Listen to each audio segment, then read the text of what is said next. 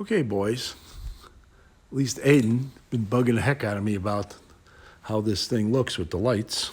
So I want to go over what I did with you and then show you what it looks like as I installed them. There's a side view, and you can see the front view. When I get done showing you how I installed them, I will turn them on and you'll see how bright they are. Anyway, let's go. First of all, what I did was take the kit apart. The one thing I want to tell you about is if you want to order these lights from John Deere, it was like $338. I went to Amazon and I found a generic set for $31 or $32. So that was an easy decision to make, but it's not made for the Deere, so I had to makeshift some things to make it fit.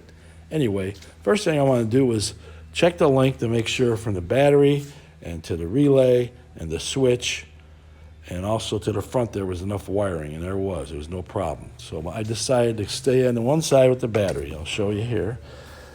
And where I keep the extra wire, the relay, and all that stuff. Okay, let's take this battery thing off. And you can see down there where I connected it to, there's the red wire, and there's the fuse, a 30 amp fuse right here. And there's a negative, and it flips over to where this extra compartment where they kept manuals and stuff. So all my excess wiring is in here. There's the relay right there. I screwed it in there, and how I did it was I slipped the wires for the connection to the battery underneath there. There's a little hole there. It was no problem, so I was able to do that. And as far as for the lead to the switch, I put her right here. It's next to the seat. It's part of the same deal. Excess wire is in there too. And the switch, when you turn it on, you can see it lights up. So it lets you know it's on. Anyway, once I did that, then I had to figure out how am I going to wire this to get it over to the front. So I decided to come down where the battery compartment underneath here where all the controls are at, slip it underneath there, and then underneath here, I made sure I set the wiring to come out over here, right there, if you can see that. If you can see that, there it is, right here, right there. So I made sure I did that, and made sure there was the main thing about doing that was you got to make sure that they're not in the way of anything when you're doing these controls on the backwards, forwards, side, and make sure the wire is nowhere near that to screw that up or get shaved and cause a short. Anyway, once I got that out in the front here, you can see I took ties and I tied it underneath the frame. Came over here, came out there. You can see it. There's the wire right there. So there was enough to put it on the right side and the left side. You can see what they look like. I mounted them. I didn't have to drill any holes except for the switch. I didn't have to drill any holes in the metal. There was holes over here on the front of the John Deere. Put the thing down. I was able to angle them towards the ground, which I wanted to do. I know when you look at that, you think maybe I put it, because those are the little pads you put your foot on, but they're not in the way. They don't bother me at all. And I made sure I tied up all the wires underneath, so when the wheels turn in front, they don't grab on anything. I kept them pocketed in that front part of the frame here. All this part here is all pocketed. Everything, I use ties, and we'll see how the ties hold up. If they don't hold up, I'll come up with another way. But anyway, I cut the grass with it already, and it seems to be fine. So the wires are all hidden, like I said, in this compartment here, which wasn't getting used for anything, so that worked out perfect.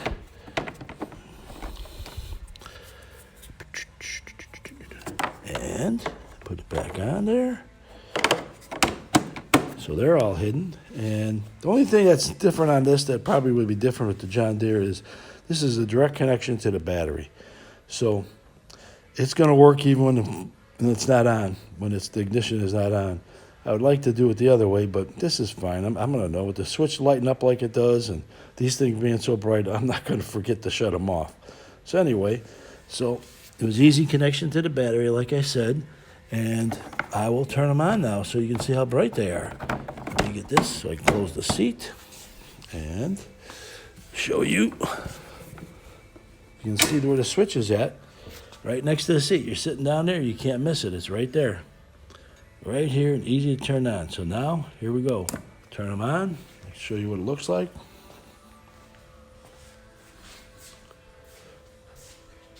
Very, very bright. So it looks good, works fine. And when I sit down there, I have no problem with my feet. So you can see here that I can put my feet there, whatever, like that, like that. It doesn't bother them. They're on real sturdy, and I'm not going to be able, even if I kick them, it's not going to hurt them. But most of the time when I drive like this. For some reason I don't really use those foot pads. But if I do, I might use one of them or whatever for relief, but I'm not going to hurt anything. And when you guys drive, you don't have long legs like I do, so it's not going to bother you. And this is a perfect spot for them. And anyway, when you sit in here, you look down, and there's the switch right next to the seat. And all you got to do is turn it on or off. There it is, off and on. They are really bright lights.